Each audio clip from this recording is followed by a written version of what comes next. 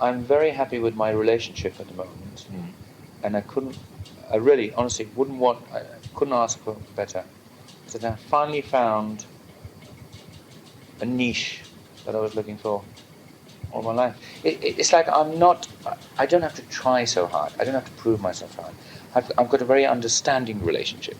It's just like, oh God, it sounds like it's like I wanted a kind of genuine tranquil after the storm, and I think everybody expects me to have stormy relationships. Yes. And, and I was virtually living my own media, as it were, where I actually thought, and in fact, you get caught up in it. So I actually thought that was the way I should be.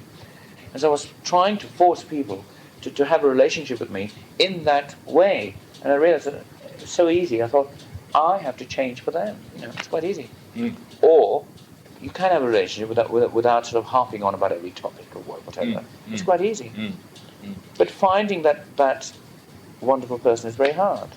So you were kind of living your own headlines then, during those stormy relationships. That kind of thing, yeah. I was trying too hard. I was also searching too hard, I really believed that there was no such thing as, I'm not normal, so I can't have a normal sort of life. I can't sort of go to bed at 12 o'clock, and I can't sort of have a steak dinner and probably because and I always thought that you have to be the spokesman, you have to be captain of the ship every time there is any kind of a gathering or whatever.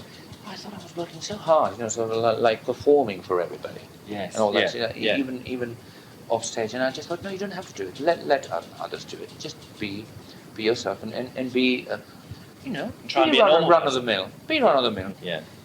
So now I love it. I just think, yes, I am boring. I'm sorry, I can't entertain you. Do you enjoy fame, Freddie? Would you miss it? I know nothing else. Yeah. You do? No, really. No. Yeah. To me, it's normal. I work for it and I pay for it. So to have my wonderful Japanese garden with all this sort of koi carp, recently bought at such expense, I love it. Because anybody else, well, if they like koi, if they had the money, they would buy it. Yeah. So why not me? Yeah. Yes, I do. To me, it's I enjoy reaping the profits. Yeah. Really. Yeah. Yes. Yeah. It's like winning the pools, except I win the pools every day. Probably. So. Yeah. And I can quite, if there's anybody else, right, I can say good luck to him. I'd like it, I just wish everyone to say the same to me. Good luck to him. I've worked hard for money. Nobody's given it to me there. No. I've earned it. Yeah. So it's mine to do what I want with. So if I want a pyramid in Kensington, if I can afford it, I'll have it. Would that be fab? We're getting there. We're getting there. That would be great. Because I tell you, I'm not giving any of my stuff away when I'm dead. I'm going to hoard. I want to be buried with all my stuff. Really? Yes, why not? Every damn sou. A lot of people think, for some reason, that you are, you live in a reclusive, and that you're reclusive, and that you are a lonely man. Yes. I mean, you obviously aren't because you have a relationship now, but I am a bit actually. Yes, but not in a way. Not in the. I said it before. Not in the Greta Garbo way. It's not a sort of calculated thing. I like to be. It is a funny thing. It's not alone. I like to be alone with my friends and shut myself off. Yes, I'd hate to be on a desert island. I would loathe that without anybody. But I hate. They have to coax me to go out and sort of volunteer myself into a sort of an everyday sort of. I really have stopped all that. I do like people around me. Yes, maybe it's a sort of it's a sort of shy sort of outlook. You see, I'm petrified of being alone, which is true. I have to be totally comfortable in a situation before I sort of step into it. Right.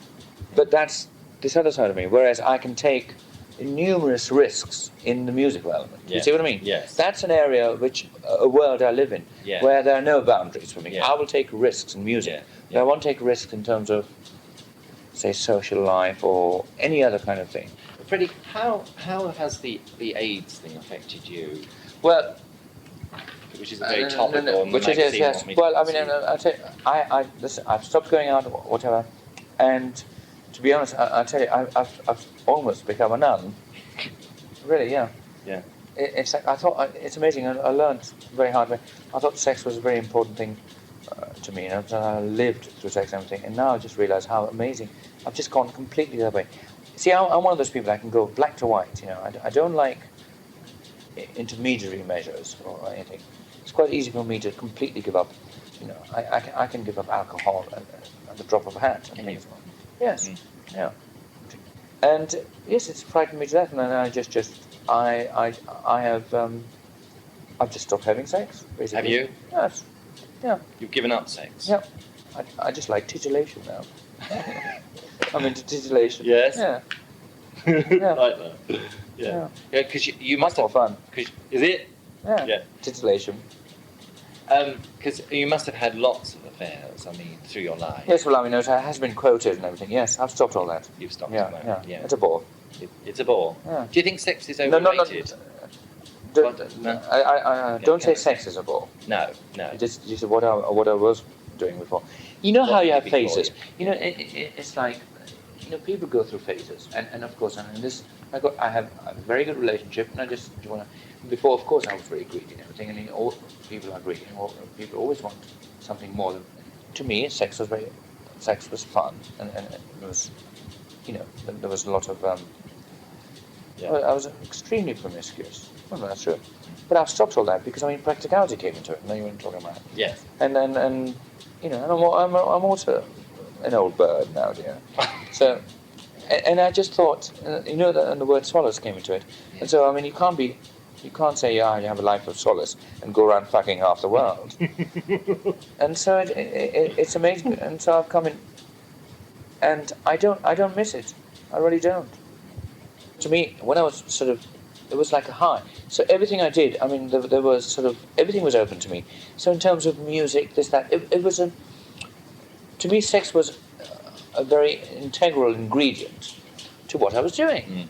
So it was a very major factor of a lot of things I did. But I mean, I would never have sort of thought, oh no, sex and nothing else. You know. No. So it was all these things that were, and I was living by them all.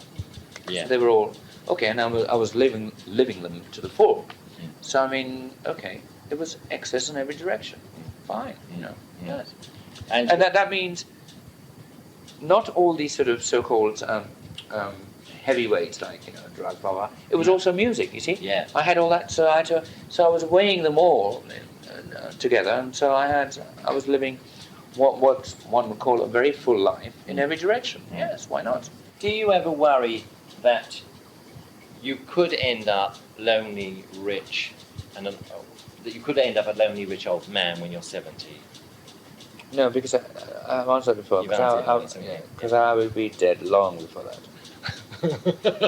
I told you. Do you think so? Why do you think that? Because it's so boring to be 70. Would it be? Yeah.